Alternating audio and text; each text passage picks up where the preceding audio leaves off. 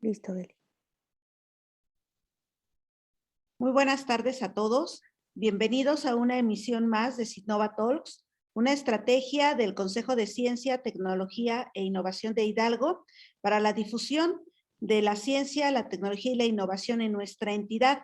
Y el día de hoy nos da mucho gusto poder recibir a una gran aliada del Consejo y del Gobierno del Estado de Hidalgo en grandes temas que resuelven problemáticas realmente importantes para nuestro país, no solamente para la entidad. Queremos darle la bienvenida a este espacio a la doctora Miriam Evelia Telles Ballesteros, quien en esta tarde nos va a compartir pues los resultados de varios trabajos de investigación que tiene ella desarrollados. Bienvenida, doctora Telles, y muchas gracias por aceptar nuestra invitación. Muchas gracias, maestra Belinda. Agradezco la invitación a esta sesión de Citnova Talks, al maestro Huerta, a usted y por supuesto agradezco el apoyo de todo su equipo de colaboración, ¿no? Es para mí un honor poder participar con ustedes y poder compartirles algunos datos del proyecto.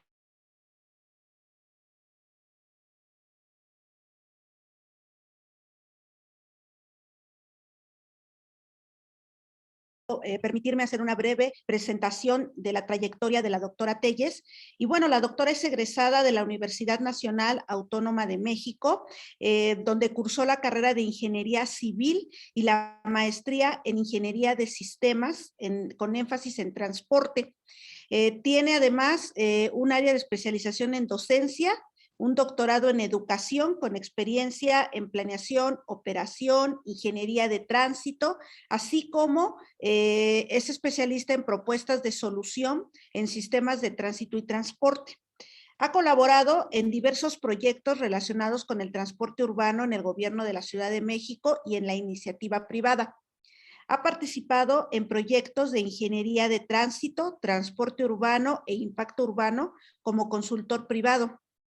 Cuenta con experiencia como docente en la Universidad Nacional Autónoma de México en la maestría de transporte de la Facultad de Ingeniería y además en la licenciatura en urbanismo, así como con diversos cursos impartidos para la Secretaría de Desarrollo Social en un convenio con la Universidad Nacional Autónoma de México. Y ha trabajado en la implementación de modelos de semaforización, capacitación, operadores y policías de tránsito. Desde el 2003 a la fecha ha sido investigadora del programa de energía de la Universidad de la Ciudad de México y desde 2010 es profesora investigadora de la licenciatura en Ingeniería en Sistemas de Transporte Urbano. La doctora trabaja en las líneas de investigación de energía y transporte, movilidad, participación ciudadana y género, modelación del transporte, cultura de la movilidad y desarrollo de la educación. Doctora Telles, pues una vez más, bienvenida a este espacio y le cedemos el uso de la voz para que pueda presentarnos su ponencia del día de hoy. Muchas gracias. Muchísimas gracias. Bueno, agradezco esa presentación. Voy a compartirles mi presentación. Em, el día de hoy traigo un proyecto que estamos por iniciar, bueno, que estamos ya iniciando, que es la construcción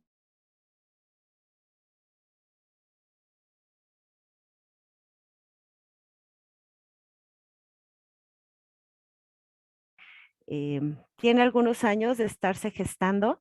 En algún momento, pues tuvimos, pues como todos los proyectos, ¿no? Que se inician y que no se logran concretar. Afortunadamente en este momento han surgido pues algunas situaciones como pues el incremento de los problemas en las ciudades, de mayor cantidad de desastres, como lo vamos a ver en la presentación, que ha dado pie a que retomemos nuevamente este proyecto, pero ya como una red iberoamericana. Eso me parece que es muy importante porque permite contar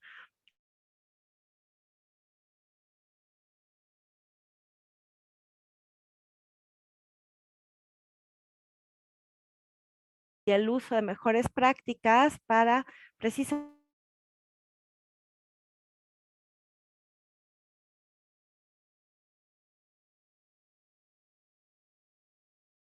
despertar el interés, ¿no? Sobre este tema, sobre todo considerando pues la transformación y la dinámica de nuestras ciudades, de nuestras zonas urbanas a nivel mundial, no solamente en México. Entonces, el contenido de mi presentación básicamente está integrado por 3 puntos, un apartado para definiciones y diagnóstico.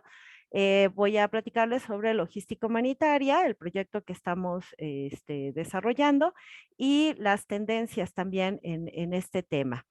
La primera parte pues es la presentación de un video, ¿no? Aquí pueden observar pues los diferentes temas que se pueden presentar, ¿no? En un desastre.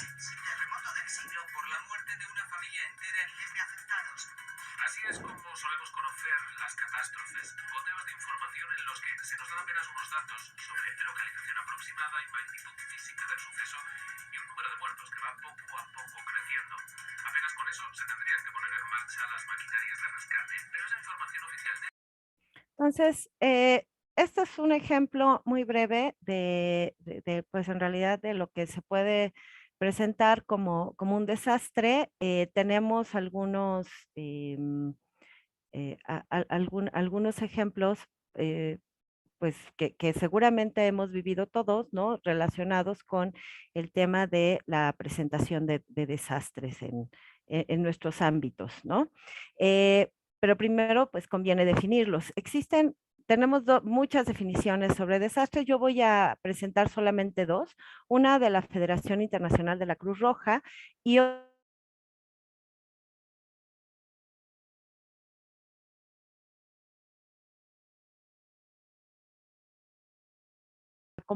a integrar componentes sobre la definición de desastre que pueden apoyar pues precisamente la generación de estrategias. Entonces, pues básicamente definimos desastre como un evento repentino y calamitoso que altera gravemente el funcionamiento de una comunidad o sociedad y pues causa pérdidas humanas, materiales, económicas, ambientales y que además pues superan la capacidad de la comunidad o de la sociedad para hacer frente utilizando sus propios recursos. La segunda definición se refiere o adicionaría, ¿no? A que no solamente un desastre puede ser causado como producto de un fenómeno natural, sino también como parte de la actividad humana, ¿no? Y también, pues bueno, puede causar la pérdida de vidas, o generar lesiones, daños a la propiedad, en fin, afecta a la gente en sus bienes, en su persona, puede producir también trastornos sociales, ¿no? No solamente los económicos como en la definición anterior, e incluso degradación ambiental. Entonces, estos desastres pueden incluir condiciones latentes que pueden representar también amenazas futuras. O sea, de un desastre se pueden generar condiciones que en el futuro pueden producir otro, ¿no? Y que pueden tener también diferentes orígenes, naturales o inducidos por los procesos humanos. Em, es importante también en esta parte del diagnóstico identificar los impactos de los desastres. Estos datos son del Centro de Investigación en Epidemiología de Desastres, la CRED. Este centro se ha dedicado desde los años 60 a investigar y recopilar información, estadísticas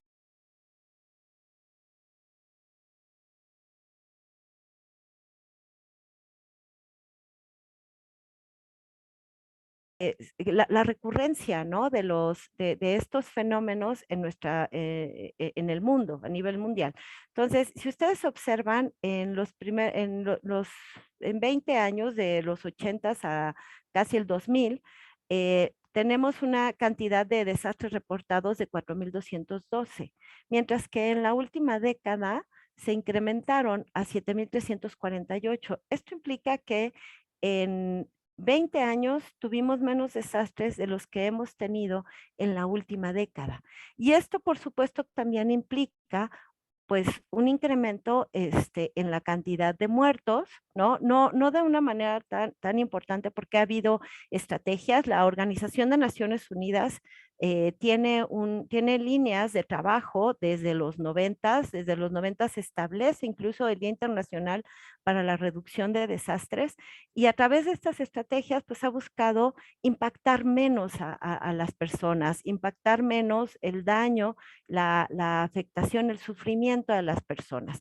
Entonces, por eso podemos observar que el incremento de muertos no es, digo, sí es alto, ¿no? Por supuesto, siempre hay, sí hay muertos, pero se ha buscado reducir en algunos ámbitos. Sin embargo, las afectaciones siguen siendo muy altas, se incrementa el número de desastres, por supuesto que las afectaciones también son altas, estamos hablando de 4.03 billones de afectados, ¿no? En el decenio y por supuesto las pérdidas económicas pues son casi del doble, ¿no? Precisamente por los desastres. Entonces, esto nos habla de que la recurrencia de los desastres no solamente se ha incrementado, sino también sus efectos, ¿no? En todos los sentidos, tanto en la afectación a las personas que están siendo impactadas por este desastre, como el apartado económico.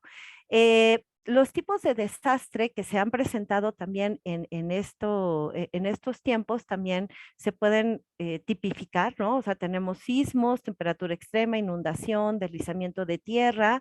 Este es por el efecto de lluvias, es por infiltraciones, ¿no? Que la tierra se desliza y puede causar problemas. También movimiento masivo de tierra, esto en seco, ¿no? Puede ser la caída de rocas, por ejemplo, en una carretera, por algún movimiento telúrico, ¿no?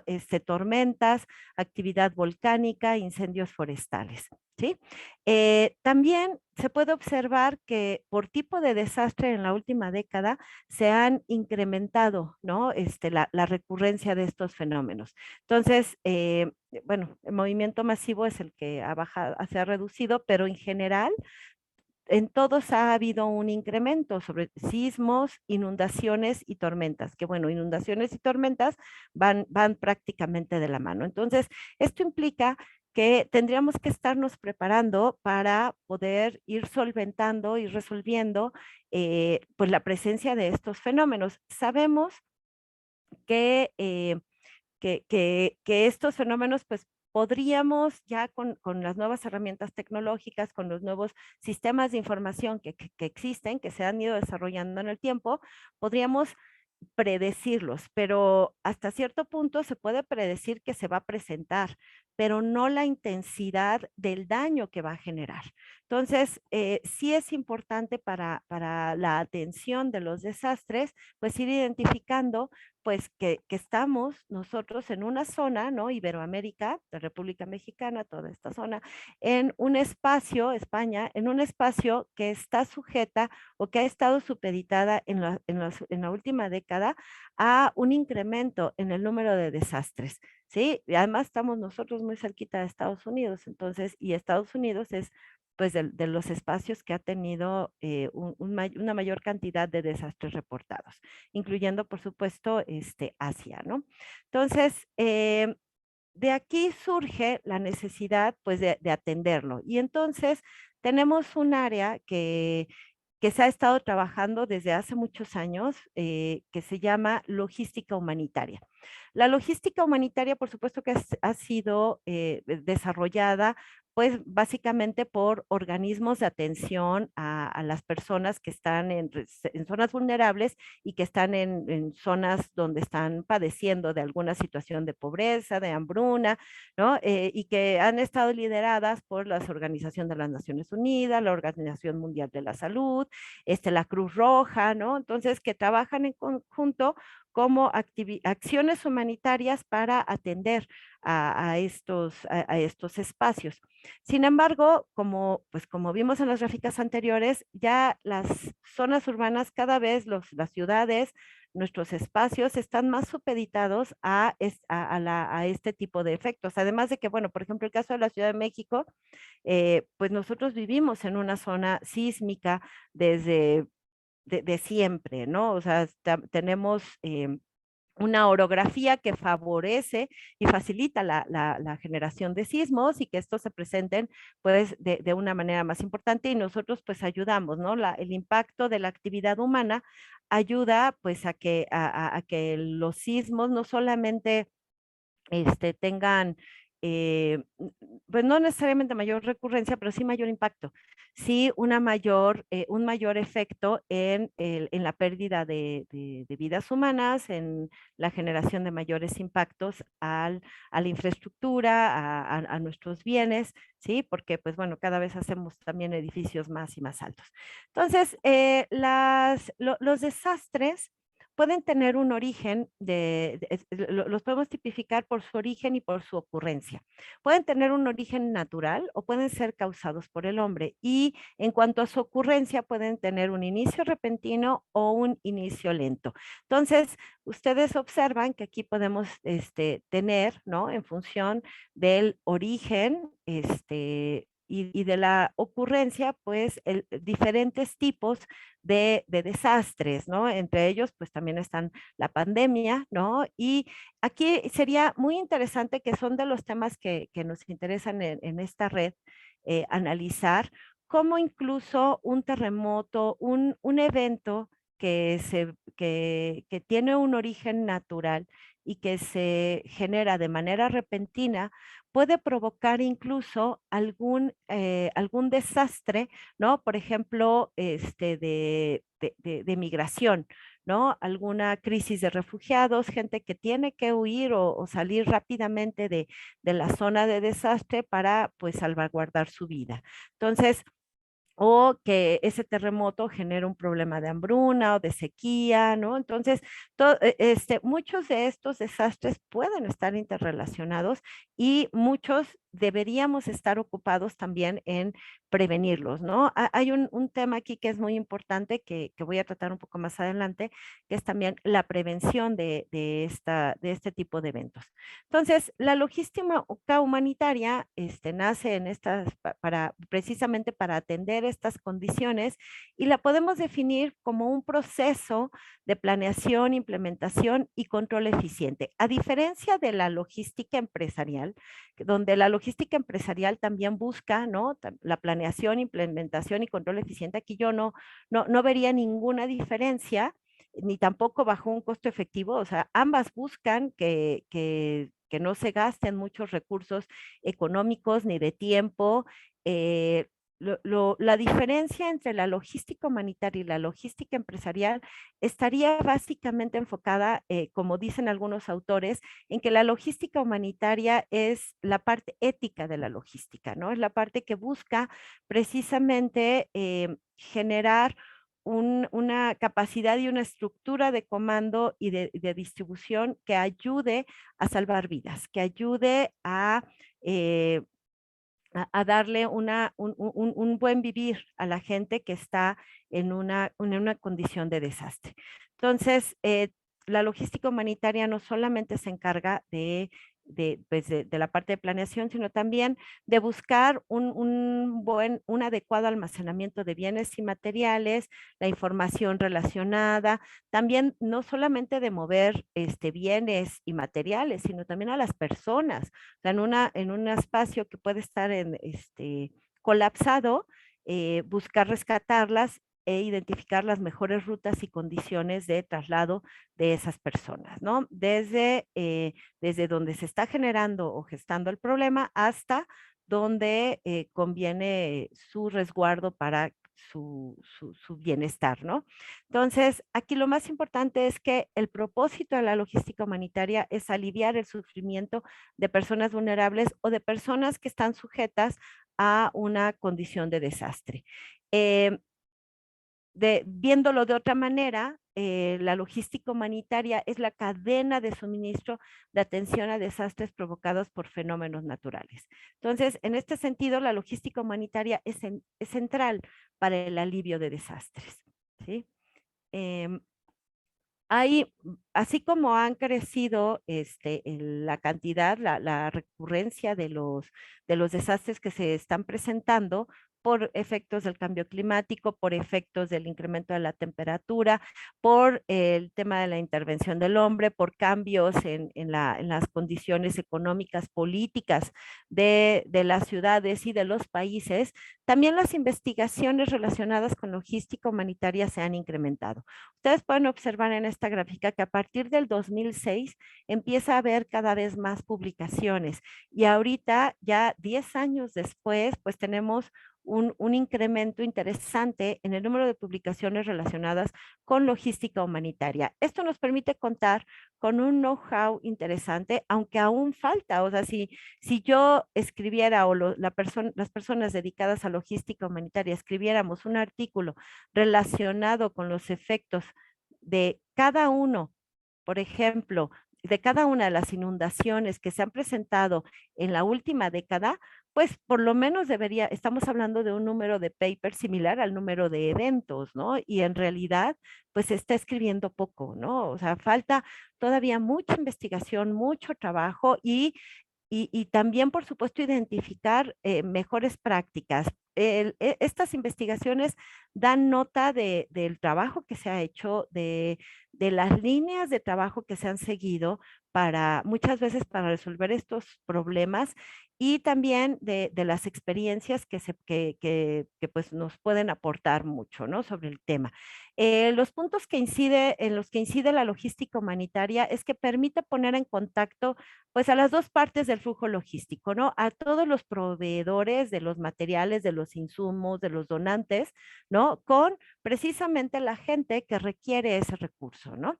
Entonces, esta es una ilustración de la cadena logística de ayuda humanitaria de Cruz Roja, que es como la que se ha difundido más, ¿no? Entonces, nosotros podríamos aprender y reestructurar de acuerdo con las condiciones que se tengan en caso de cada desastre, ¿no? No, eh, la experiencia de la gente, de los investigadores, muestra que no hay ningún desastre igual.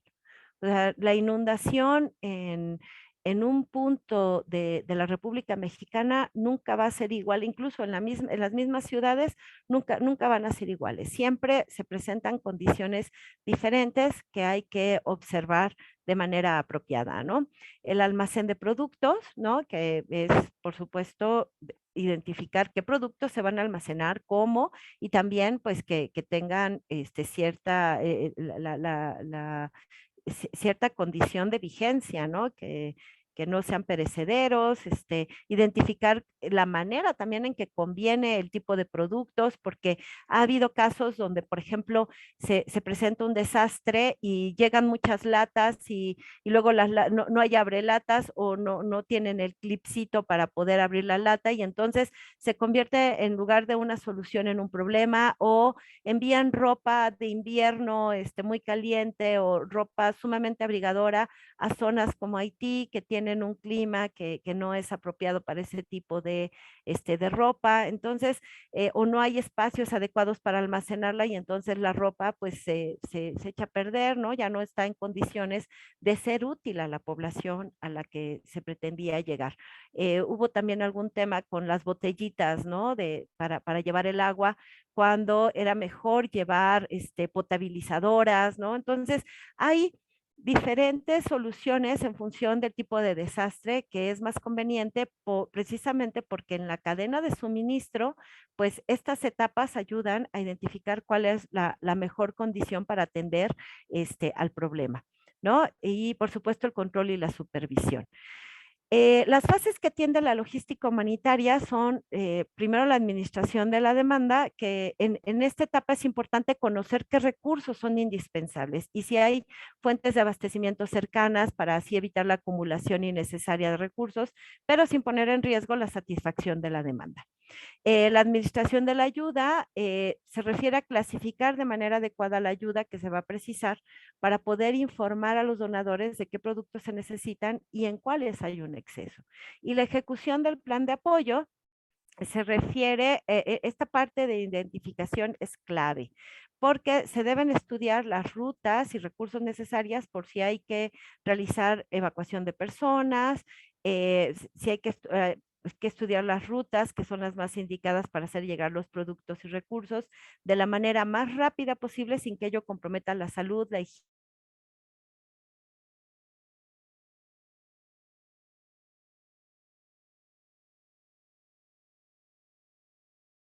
Ahí interesante con una asociación que es la Sociedad de Exalumnos de Facultad de Ingeniería, que intentó agrupar a exalumnos, ¿no? De diferentes áreas. También esta labor es muy importante que se haga de manera multidisciplinaria porque cada quien tiene su área de experiencia y su potencialidad para poder atender y apoyar en estos casos. Se armaron mapas con la ayuda de, ahorita hay muchas herramientas tecnológicas, hay ya desarrolladas y hay muchas por desarrollar. Nosotros lo hicimos con Google Maps y en Google Maps fuimos mapeando algunos de los puntos para la revisión de inmuebles.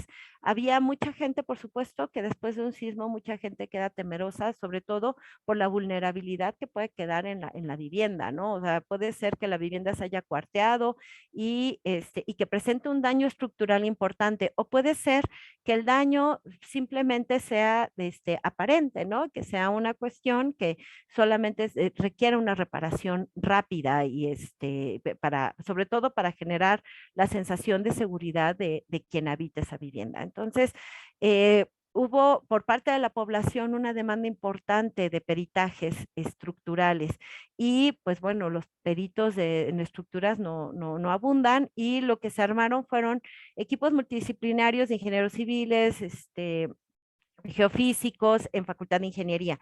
Por su lado, arquitectura también hizo sus esfuerzos, por otro lado estuvo también el TEC de Monterrey.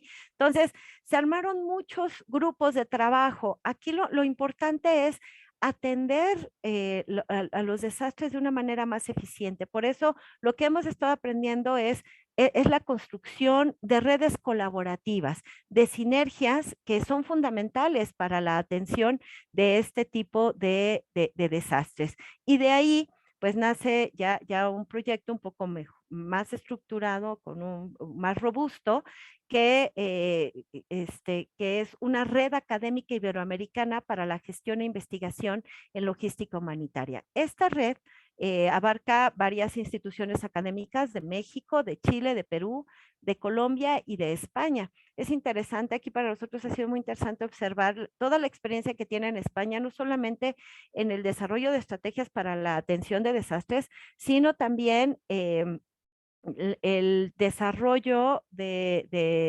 tecnológico, ¿no? España ha sido punta de lanza en sistemas inteligentes de transporte. Entonces, todo lo que tenga que ver con desarrollo tecnológico en movilidad, en el ámbito de la movilidad, ayuda a la atención también de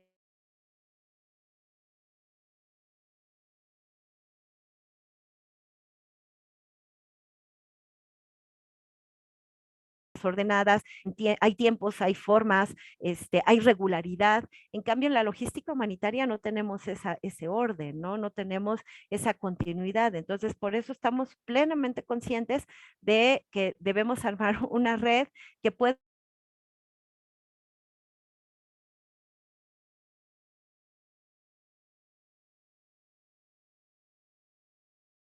permitirán ir paliando los problemas e ir alcanzando las metas que están planteadas en algunos marcos mundiales, internacionales, sobre la prevención de desastres.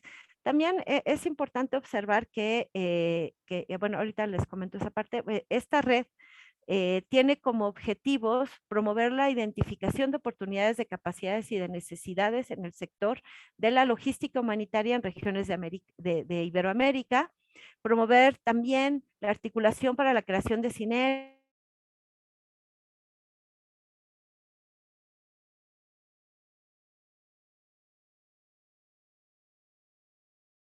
de la logística humanitaria, así como potenciar la difusión de proyectos de investigación desarrollados por los miembros de esta red, análisis y mejora en el análisis, en el diseño, análisis y mejora de operaciones de logística humanitaria. Por supuesto que en la construcción de esta red de logística humanitaria es fundamental la sinergia de gobierno, academia, sector privado y sociedad civil.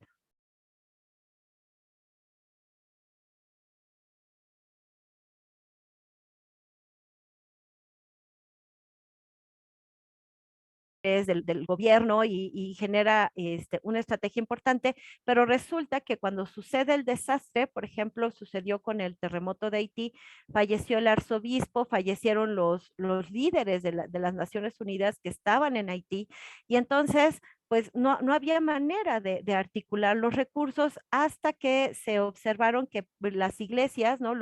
Había redes de alguna iglesia que pudo organizarse con República Dominicana, y a través de esas redes que tienen articulados con otros fines, se pudieron, que eran redes informales de información, se pudieron ir articulando el abastecimiento de bienes, de movimiento de personas que estaban afectadas. Y entonces es interesante darle visibilidad también a la participación de la sociedad civil en estos eventos, y pues de ser redes informales, pues buscar incorporarlas a esta red, a este sistema de información que se tiene sobre personas que pueden apoyar pues en casos de desastre, y que, bueno, su participación resulta fundamental, así como en el sismo de 2017, la participación de los ciclistas, de algunas asociaciones civiles que organizadas y no organizadas, ¿no? O estructuradas de esa manera, que apoyaron también en la atención a las víctimas. ¿Cuáles son las tendencias? Hay un marco de Sendai, que es el que les comenté al principio de mi plática, en donde hablamos precisamente de que desde 2014 se organizó en las Naciones Unidas para buscar reducir el riesgo de desastres. Entonces, este marco tiene básicamente 4 prioridades. La primera es que, bueno, hay que comprender que existe un riesgo de desastres, y que ese riesgo de desastres se va a incrementar, porque hay incluso algunas estadísticas bueno, es también, yo de repente digo, eso es como tener la bolita de cristal, en donde se habla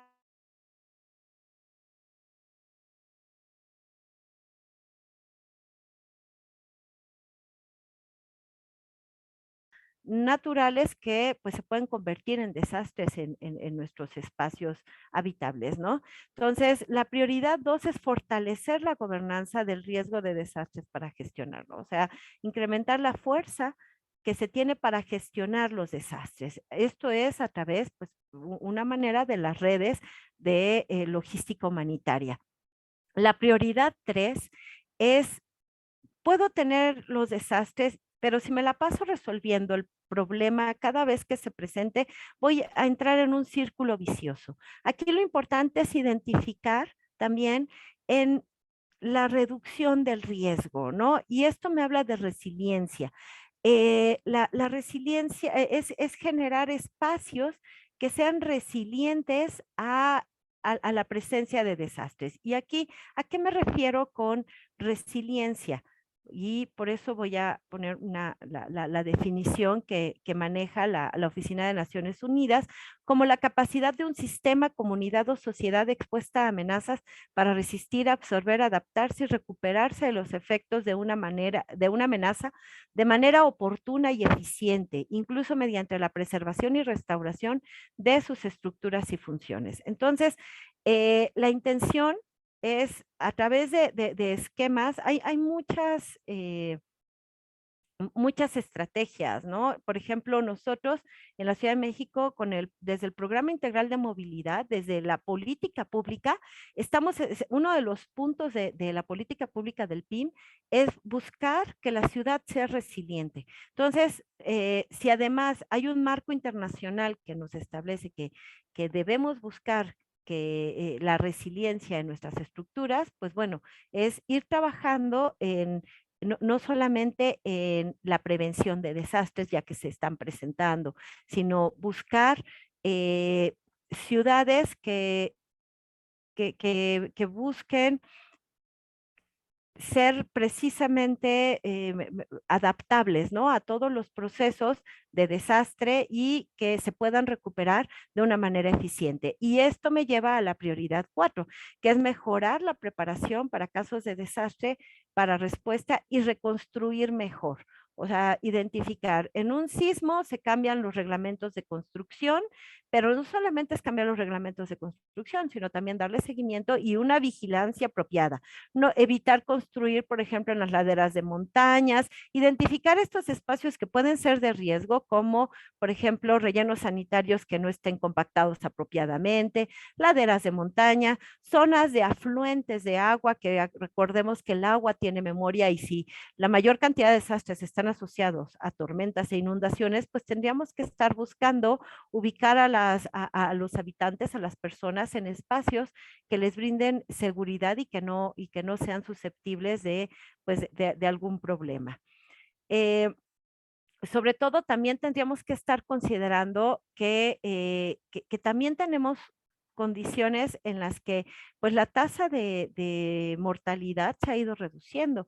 Nosotros somos una población que ha ido pues incrementando su posibilidad de supervivencia, ¿no? Entonces, mientras que antes hablábamos de que las personas podían eh, vivir 40 años, 50 años, ahorita nuestra esperanza de vida, nuestra expectativa de vida se ha ido incrementando a más de 30 años, ¿no? De lo que antes teníamos.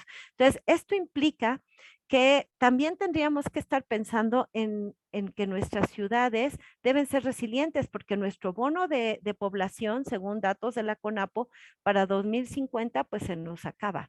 ¿No? Estamos hablando que para 2050 la cantidad de personas adultas mayores, pues vamos a ser muchas.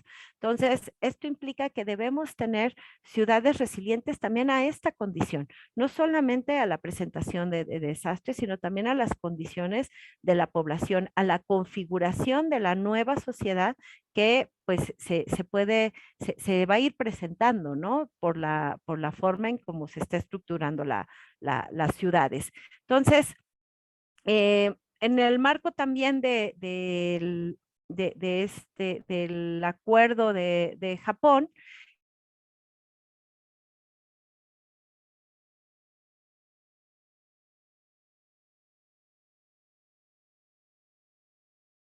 de personas afectadas, en la reducción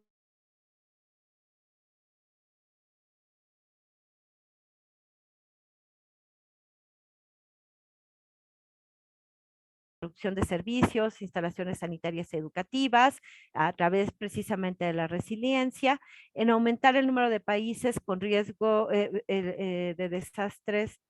Ay, bueno, no, aquí este está mal, no, porque el número de países con riesgo de desastres a nivel nacional es que esto va a aumentar. Lo que queremos es reducir, ¿no? Reducir el número de países con riesgo de desastres a nivel nacional y local, mejorar sustancialmente la cooperación internacional para que a través de sus prácticas, de las mejores condiciones que ellos tienen, pues apoyar a países en desarrollo para complementar las acciones que vayamos generando a nivel nacional y aumentar la disponibilidad y acceso a los sistemas de alerta temprana, multirriesgos e información y evaluaciones de riesgo de desastres para las personas. Esto en un escenario a 2030, ¿no? Entonces, si estamos es que estamos ya a 9 años, ¿no? Del 2030. Esto implica que si lo logramos para 2050 vamos a contar precisamente con ciudades, con zonas urbanas resilientes.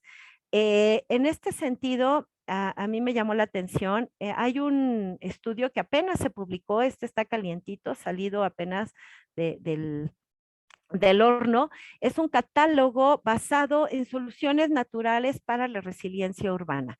Y este busca recuperar la estructura de las ciudades. Entonces, es un catálogo bastante interesante. Aquí les estoy incluyendo el link porque me parece que se pueden identificar que las ciudades están construidas en diferentes espacios, algunos en cuencas, algunos en valles, algunos en zonas montañosas. Entonces, tendríamos que estar identificando soluciones específicas basadas precisamente en la naturaleza del espacio donde se fueron gestando para reducir el riesgo de desastre en estos espacios, en estas zonas urbanas. Ahora, hay una cuestión que también es importante identificar. en términos de movilidad, la expectativa de las Naciones Unidas es que se reduzca la movilidad. La pandemia fue un ejercicio bien interesante porque nosotros siempre como planeadores de transporte decíamos, es que se debe reducir la movilidad, debemos más apostarle al home office o a otras formas de movilidad para hacer ciudades más sostenibles y más sustentables, identificar usos de suelo, agrupar, ¿no? Modificar la forma en la que la gente se mueve, porque hay un tema que sí es muy importante de calidad de vida en la forma en cómo nos estamos moviendo. Estamos invirtiendo más de 60 minutos en nuestros traslados y esto nos resta no solamente tiempo, sino también calidad de vida y nos hace susceptibles también a la generación de enfermedades. Entonces, y a no rendir también en nuestro trabajo. O sea, esto es una medida internacional. El tiempos de viaje superiores a 60 minutos ya no nos permite ser productivos en nuestros trabajos. Entonces, si ahorita todas las organizaciones mundiales están apostando a una reducción en la movilidad y a una reducción, por ejemplo, en la generación de desastres y una reducción del 50% en la generación de accidentes de tránsito, y entonces estamos pensando en que la configuración de nuestras ciudades, de nuestras zonas urbanas para 2050 deberá tener otra forma, debemos estar pensándonos de una manera diferente, ¿no? De acuerdo a la dinámica y también a las condiciones, pues, de desastres que se están presentando y que finalmente, pues, también están impactando nuestra forma de vida y también nuestra forma de hacer sociedad, ¿no? Ahorita, e- este, e- e- este foro es un ejemplo claro, ¿no? De la manera en que ya nos podemos ir vinculando, en las que podemos generar redes de aprendizaje, de conocimiento que nos permiten compartir, ¿no? Los trabajos y lo que se ha ido avanzando en diferentes temas, ¿no? Entonces, me parece que hay que tomarlo también como un área de oportunidad. Estas son algunas de las referencias que utilicé y les agradezco mucho su atención. Aquí están mis datos de contacto por si tienen alguna pregunta y estoy a sus órdenes. Muchas gracias, doctora. Gracias por compartir con nosotros y con nuestra audiencia toda esta experiencia que tiene en el tema de la logística humanitaria. Creo que hay mucho todavía, ¿verdad?, de lo que se puede platicar en este tema y ha despertado un gran interés entre la audiencia. Así que tenemos algunas preguntas por aquí para usted. Si me permite, doctora, le haré bloques de 3 preguntas por lo menos unos 2 o 3 bloques para poder atender las que nos están haciendo llegar. Y bueno, tenemos aquí la pregunta en redes sociales de Marian Areli. ¿Cómo se hace la clasificación de gravedad o de vulnerabilidad ante los posibles riesgos? Esa es una de las preguntas. Tenemos 2 más que nos han hecho llegar. ¿Qué instancias públicas o privadas investigan sobre logística humanitaria en México? Además, obviamente, de lo que está haciendo usted desde las universidades. Y también nos preguntan qué redes se han establecido en México de manera interna para poder atender de mejor manera los desastres naturales. Muy bien. Sí, es que listo. Ok, la clasificación de la gravedad, de la vulnerabilidad de los riesgos, pues bueno, hay diferentes maneras de clasificarlas. Tenemos algunas que nos permite identificar la gravedad del riesgo en función del espacio donde se presente. Hay una clasificación de las Naciones Unidas que nos permite identificar qué tanto se puede tener qué tan grave puede ser la afectación en función de la cantidad de muertos, de la cantidad de personas afectadas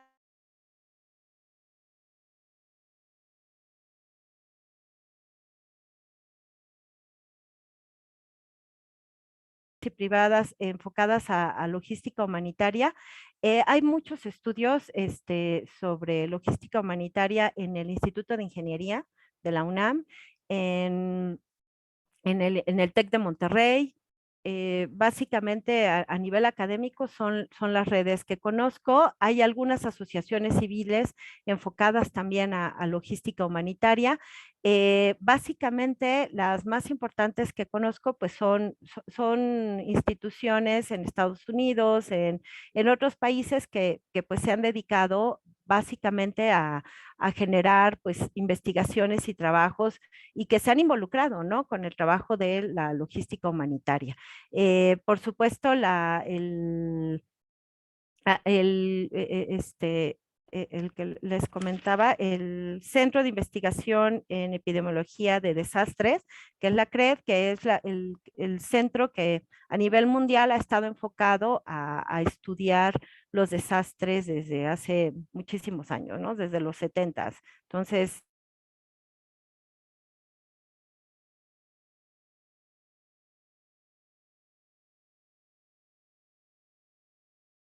red, van a surgir muchas más y que yo creo que pues van a añadir valor al trabajo y que con mucho gusto pues en su momento se las compartiré.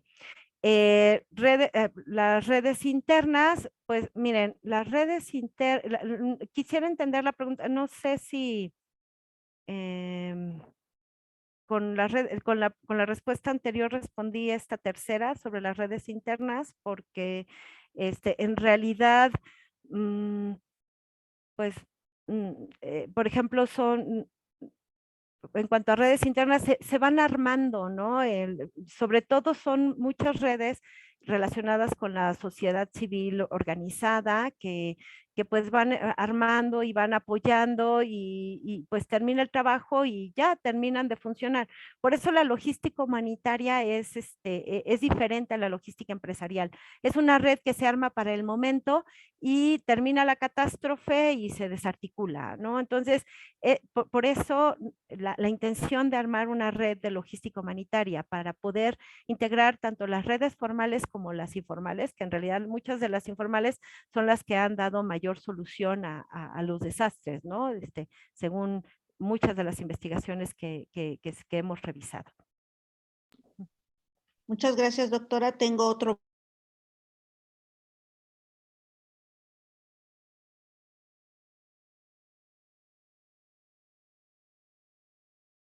A la mejora de los procesos en la logística humanitaria con el paso del tiempo. Y nos preguntan también el uso de KPIs para la evaluación de la eficiencia de los procesos en la logística humana podrían ser aplicados o se modificarían de acuerdo a las características y necesidades de los mismos procesos. Y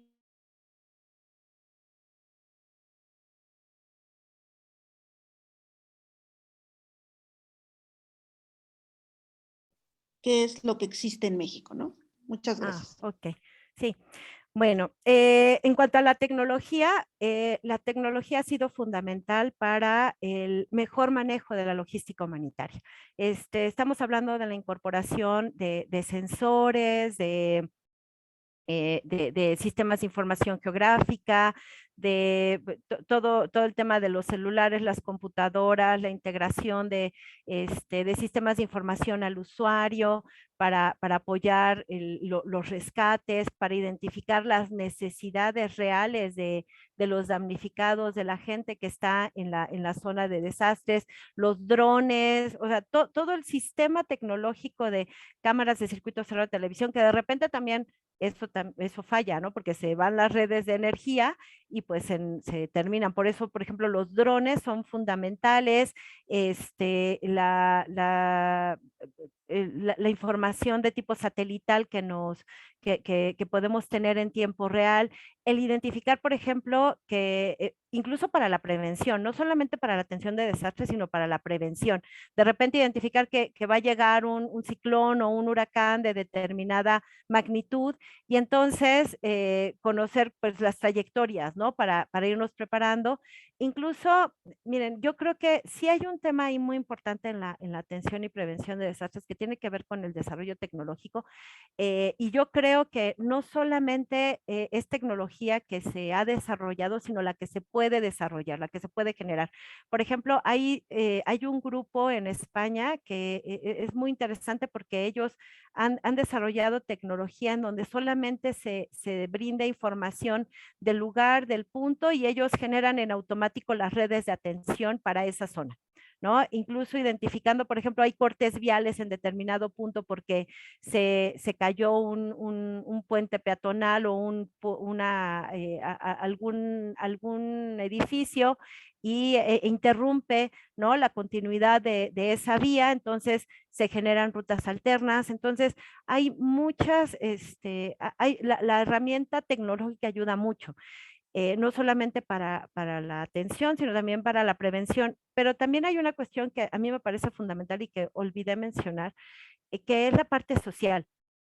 Hay muchas personas que están, que están en estas zonas de desastre y que se les avisa que va a haber un problema potencial, pero son las personas que son más vulnerables y entonces que están en un cierto índice de pobreza que dicen, pues lo poco que tengo no lo voy a abandonar, ¿no? Entonces también tendríamos que estar revisando el tema de política pública para observar qué es lo que vamos a hacer, porque además a eso se va a incrementar el tema de pues de las personas adultas mayores o de las personas con algún problema de movilidad, ¿no? Que no le permita también, pues reaccionar de una manera más inmediata a la información que se le pueda brindar sobre la presencia o la presentación de algún desastre.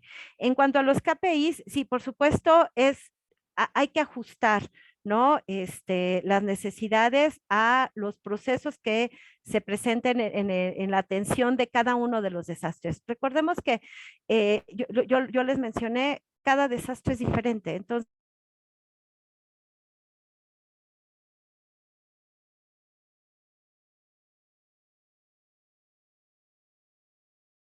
en una persona que en otra, ¿no?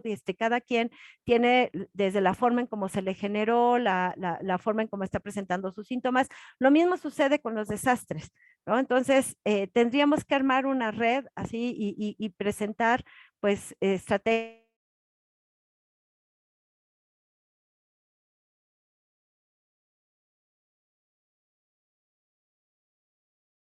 un foro que se está desarrollando bueno, hay dos. Uno, dice, fue el Día Internacional del Urbanista y se presentaron algunas soluciones para la ciudad, sobre la ciudad y la experiencia de la ciudad con el COVID. Entonces, esa es una experiencia donde se presentaron algunos resultados pues, del análisis que se hizo de cómo se vivió la ciudad, cómo vivió la Ciudad de México el tema de COVID. Ahora, yo creo que aquí sí es importante, puedo buscar el dato, fue Bernardo Baranda quien presentó esta ponencia. En Intertraffic México, ahorita es un evento que se está dando en Centro City Banamex, y están hablando sobre la seguridad vial y por supuesto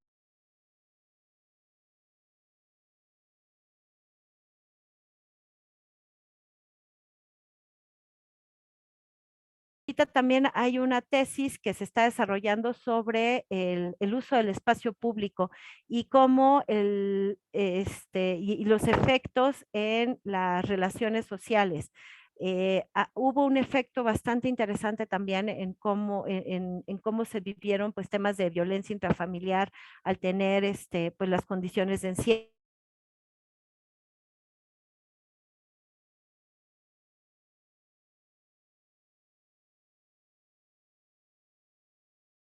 CRED, del Centro de Investigación en Epidemiología de Desastres, que es reciente. Yo les puedo compartir estos documentos, es sobre precisamente el COVID. Y entonces en este documento dice, bueno, habla sobre los efectos de la pandemia, pero ahí sí habla a nivel mundial.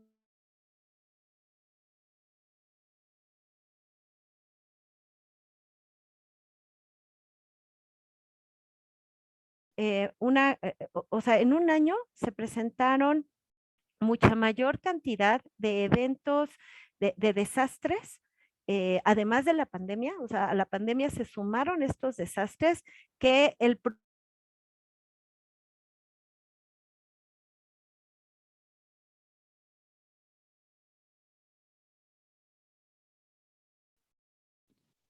Muchas gracias, doctora. Y precisamente el último bloque de preguntas que queremos hacerle están referidas a la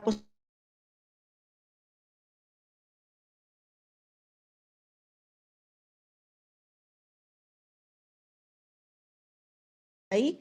Entonces, si es posible que nos comparta en el chat de la sesión este catálogo. Y también nos preguntan si hay posibilidad de que estudiantes o personas interesadas se sumen a las líneas de investigación, si hay esos mecanismos de vinculación en las líneas de investigación que se desarrollan en el tema de logística humanitaria.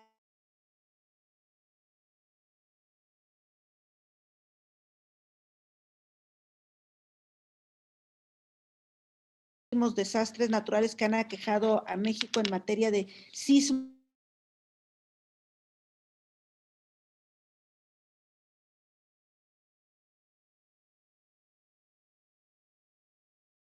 Bueno, sobre los estudios sí hay muchos. Está el CENAPRED, el Centro Nacional para la Prevención de Desastres. Ellos tienen un catálogo de publicaciones relacionados con estos temas. A mí, la parte que me parece más importante, digo, sí hay muchas investigaciones,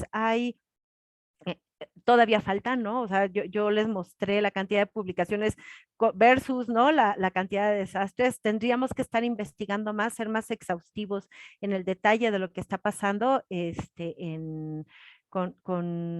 pues con los desastres en el caso mexicano. Incluso no podríamos decir que un sismo es igual en la Ciudad de México que en la ciudad de Oaxaca, que no, que una inundación es igual, por ejemplo, en Hidalgo que en la Ciudad de México. O sea, tendríamos que estar observando también, además, no solamente esos temas, sino las mismas condiciones preexistentes que pueden estar generando, por ejemplo, quien vive cerca de una refinería, ¿no? Quien vive cerca de una zona de abastecimiento de combustible. Entonces, son riesgos con los que está conviviendo la sociedad. Entonces, tendríamos que estar evaluando también esos puntos. Con respecto a las colaboraciones, pues bueno, nosotros somos una red abierta, encantados de trabajar de manera colaborativa con quien guste sumarse. Yo creo que la unión siempre hace la fuerza, y siempre nos hacen falta manos, ¿no? Para todo. Y yo creo que hay varios temas ahí que pueden ser bastante interesantes. Hay muchos estudiantes que están buscando temas. De hecho, el interés de muchos de ellos está enfocado, por ejemplo, en la revisión de qué pasa en Santa Fe, que es una zona de relleno sanitario donde se han construido casas, donde ha habido deslaves, ¿no? Y donde pues ha habido pérdidas, ¿no? De personas, de bienes materiales. Entonces, los socavones, ¿no? Que se han presentado de manera inusitada en Puebla, en la misma Ciudad de México, en algunas zonas urbanas donde pensábamos, pues, ¿cómo va a haber socavón en estos espacios, ¿no? Entonces, yo creo que hay mucha tela donde cortar todavía y lo que nos falta. Entonces, les acabo de compartir el link del catálogo y con mucho gusto, si ustedes gustan, en algún espacio también les comparto el documento de la CRE del COVID, ¿no? De los estudios a nivel mundial sobre los efectos incluso pone, o sea, el COVID, la afectación de la pandemia fue mínima comparada con las de los desastres naturales que se presentaron durante ese año. Ujú.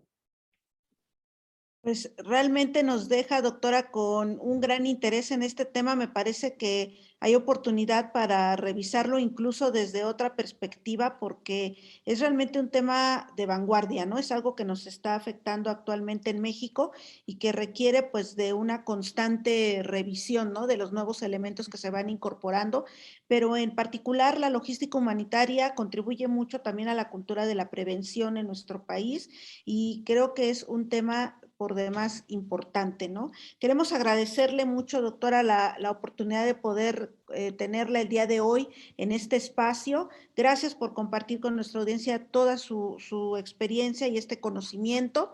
Agradecemos también a toda nuestra audiencia por su asistencia puntual el día de hoy, a quienes nos han acompañado a través de las redes sociales, y les recordamos que esta conferencia, así como el resto de las que se han difundido a través de Citnova Talks, están disponibles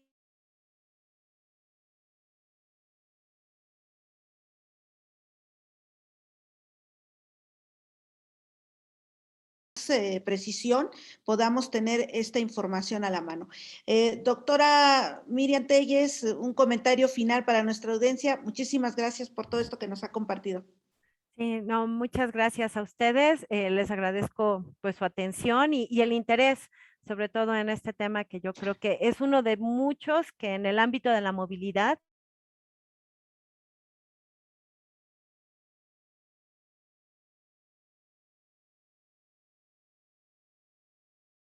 digo siempre a mis estudiantes urbanistas, luego tenemos tanto trabajo que se nos va a acabar la vida y afortunadamente el trabajo no.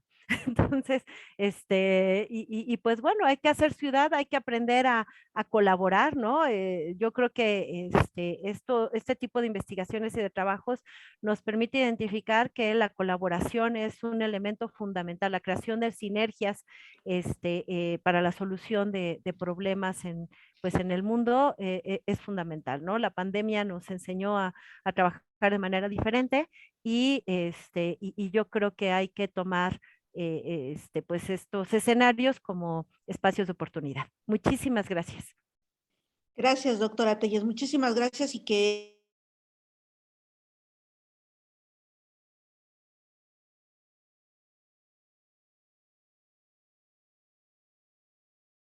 también. Gracias, doctora. Y bueno, a nuestra audiencia queremos recordarles que Citnova Talks se realiza cada día miércoles, y para la próxima semana les invitamos a participar en el diálogo Newton, donde tendremos la oportunidad de contar con panelistas de nivel internacional que estarán hablando sobre el desarrollo de proyectos alrededor del tema de la diplomacia científica para el desarrollo del conocimiento en el estado de Hidalgo.